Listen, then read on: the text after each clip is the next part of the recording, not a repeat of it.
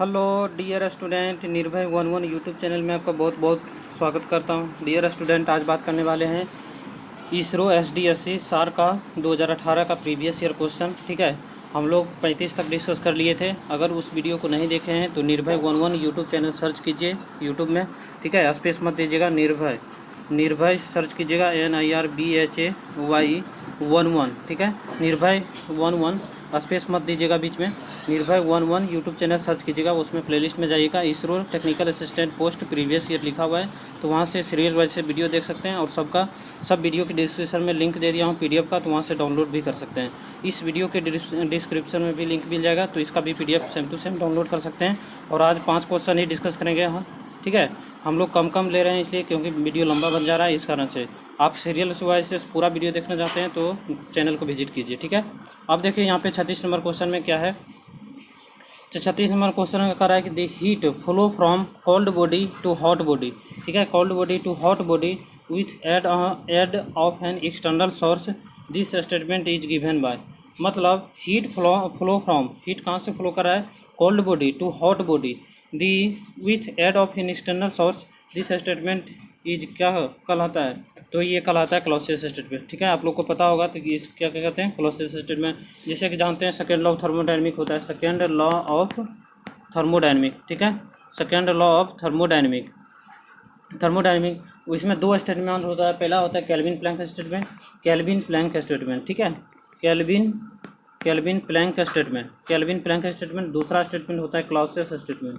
ठीक है, Clausius statement होता है। तो ये दोनों स्टेटमेंट बहुत इंपॉर्टेंट है, केल्विन प्लैंक स्टेटमेंट और क्लॉसियस स्टेटमेंट। तो आपको डिस्कस कर देता हूँ केल्विन प्लैंक स्टेटमेंट भी। तो केल्विन प्लैंक स्टेटमेंट क्या कहता है, ठीक है दोस्तों, देखिए यहाँ पे क्या है केल्विन प्लैंक स्टेटमेंट। ठीक है, केल्विन प्लैंक स्टेटमेंट क्या कहता है कि it is impossible to construct a cyclic device that is, मतलब क्या, heat engine which operates in a cycle that produce work by exchanging heat without a single reservoir. ठीक है, तो यहाँ पे देखिए, मान लीजिए कि कोई हीट इंजन है। ठीक है, हीट इंजन ये बोल रहा है, देखिए केल्विन प्लैंक स्टेटमेंट आपको पहले समझा देता हूँ। यहाँ पे देखिए, ये कोई सिस्टम है। ठीक है, हीट इंजन है। ठीक है, हीट इंजन है। हीट इंजन में क्या हो रहा है, यहाँ से सोर्स आ रहा है, T1 से हीट आ रहा है। ठीक है, T1 से Q1 आ रहा है। ठीक है, अब यहाँ पे कह रहा है कि वर्क आउटपुट जो होगा, वर्क आउटपुट अगर Q1 100 किलो जूल दे रहे हैं एनर्जी, तो यहाँ पे वर्क आउटपुट भी क्या हो जाएगा, 100 किलो जूल होगा। ठीक है, अगर कोई यहाँ पे सिंक नहीं हो रहा है तो। ठीक है, तो ये बोल रहा है कि केल्विन प्लैंक स्टेटमेंट कि इस तरह की इम्पॉसिबल है, मतलब सिंगल रिजर्वायर नहीं हो सकता है किसी भी सिस्टम में। तो उसमें 2 रिजर्वायर, कम से कम 2 रिजर्वायर होना चाहिए। ठीक है, एक सोर्स होना चाहिए और एक क्या होना चाहिए, सिंक होना चाहिए। और उसके बाद क्लॉसियस स्टेटमेंट क्या कहता है, क्लॉसियस स्टेटमेंट आप लोग जानते होंगे। Clausius statement, it is impossible to construct a cyclic device that transfer heat from lower temperature to higher temperature without any energy input. ठीक है, मतलब ऐसा इम्पॉसिबल है कि बिना कोई एनर्जी दिए हुए जो है लो टेम्परेचर से हाई टेम्परेचर में हीट का ट्रांसफ़र हो जाए। ठीक है, जैसे कि यहाँ पे देखिए कोई रेफ्रिजरेटर है, रेफ्रिजरेटर या इसको हीट पंप भी ले सकते हैं। ठीक है, दोनों का केस एक ही होता है। मान लीजिए यहाँ पे T2 है, सिंक है। ठीक है, ये क्या है, सिंक है। यहाँ से हीट हम निकालना चाहते हैं, तो ये क्या है, T1 है। ठीक है, T1 जो हो गया सोर्स। ठीक है, इधर Q1 ले लीजिए, इधर Q2। अब यहाँ पे कर जो एनर्जी इनपुट देंगे, एनर्जी इनपुट 0। अगर जीरो एनर्जी इनपुट में ये बोल रहा है कि क्या, मतलब लोअर टेम्परेचर से हायर टेम्परेचर कभी भी नहीं हो सकता है। यानी आपको लोअर टेम्परेचर से हायर टेम्परेचर में अगर पहुंचाना है हीट को, तो क्या करना पड़ेगा, एक्सटर्नल सोर्स से हीट देना पड़ेगा, यानी कुछ एनर्जी देना पड़ेगा, तभी ये ऐसा हो सकता है। तो क्लासिक का स्टेटमेंट भी समझ गए। अब देखिए 37 नंबर क्वेश्चन में क्या कर रहा है, which of the following is false statement. ठीक है, कौन सा गलत स्टेटमेंट है। पहला देखिए ऑप्शन देख लीजिए, तो इसका क्या हो जाएगा, तो समझ गए, इसका C नंबर ऑप्शन होगा। 37 नंबर में देख लीजिए कि फॉल्स स्टेटमेंट बोल रहा है। तो पहला है no thermodynamic cycle can have thermal efficiency 100%। सही बात है कि कोई भी थर्मोडायनेमिक साइकिल है और उसका थर्मल इफिशिएंसी 100% नहीं हो सकता है। ठीक है, अब यहाँ पे देखिए, all reversible cycles operating between the same thermal reservoir same thermal efficiency, मतलब उसका टेम्परेचर लिमिट अगर सेम होगा तो इफिशिएंसी क्या होगा, सेम होगा। ठीक है, सेम होगा। ये तो कार्नोट है, कार्नोट में भी क्या होता है, अगर टेम्परेचर लिमिट सेम कर दिए सबका, तो जो इफिशिएंसी होगा सबका सेम हो जाएगा। ठीक है, ये भी सही बात है, B नंबर भी। अब सी नंबर में देखिए कह रहा है कि दी thermal efficiency of irreversible cycle is more than reversible cycle, यही गलत है। तो ये आपका क्या हो जाएगा, सी नंबर ऑप्शन हो जाएगा। क्यों गलत है, क्योंकि देखिए इरिवर्सिबल साइकिल एक तरह का प्रैक्टिकल साइकिल हुआ और रिवर्सिबल साइकिल एक तरह का क्या हुआ, थ्योरेटिकल साइकिल। तो कभी भी थ्योरेटिकल साइकिल का एफिशिएंसी क्या होता है, 100% होता है। जैसे कि कार्नोट साइकिल है, कार्नोट साइकिल क्या है, थ्योरेटिकल साइकिल है, तो उसका 100% एफिशिएंसी होता है।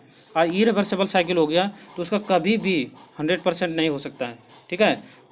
मैक्सिमम जाता है तो 60-70 से नीचे ही रहता है, ठीक है। तो यहाँ पे समझ गए, तो D number all of these नहीं, तो सी नंबर ऑप्शन हो जाएगा, जो कि सी नंबर गलत है। यही यहाँ पे उल्टा कर देता तब फिर ये सही हो जाता। जैसे ई रिवर्सिबल की जगह रिवर्सिबल लिख देता, रिवर्सिबल की जगह ई रिवर्सिबल लिख देता, तो ये फिर स्टेटमेंट सही था। बट ये अभी क्या हो जाएगा, गलत हो जाएगा। यहाँ पे देखिए 38 नंबर क्वेश्चन कर रहा है match the following related type of steel and product, ठीक है। Match the following related to type of steel and product and its product. तो यहाँ पे देखिए कह रहा है कि इसका मतलब कुछ आपका मटेरियल दिया हुआ है, ठीक है, इससे क्या बना सकते हैं आप, ठीक है, कौन सा सूटेबल रहेगा बनाना। तो देखिए तो यहाँ पे क्या लिखा हुआ है, पहला ऑप्शन में ए नंबर ऑप्शन में है, ए नंबर में है कि माइल्ड स्टील से क्या बनता है। तो देख लीजिए इधर है hammer, crane hooks, milling cutter, तो ये उधर इसके बाद क्या है, कॉमर्शियल बीम। तो देखिए माइल्ड स्टील से क्या बनेगा, कॉमर्शियल बीम बन जाएगा, ठीक है। माइल्ड स्टील से क्या बना सकते हैं, कॉमर्शियल बीम। टूल स्टील से क्या बना सकते हैं, तो मिलिंग कटर बना सकते हैं, ठीक है। टूल स्टील वही कटर के लिए यूज़ करते हैं, टूल स्टील है।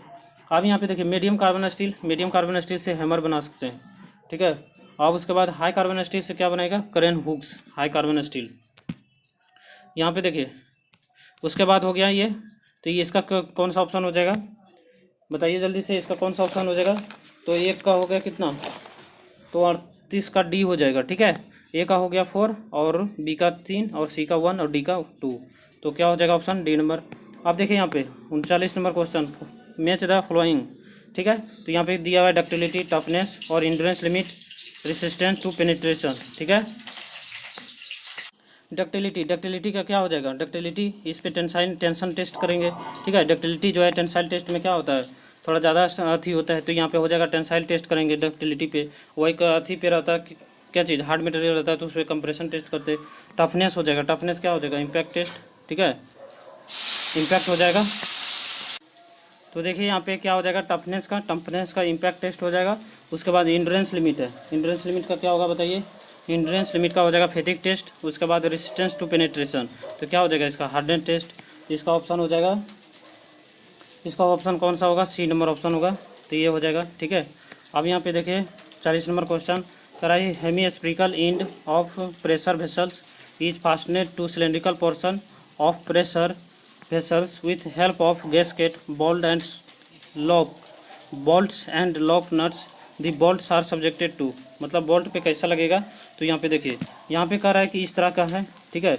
इधर से दोनों साइड से क्या है, हेमीस्फीयर है, ठीक है।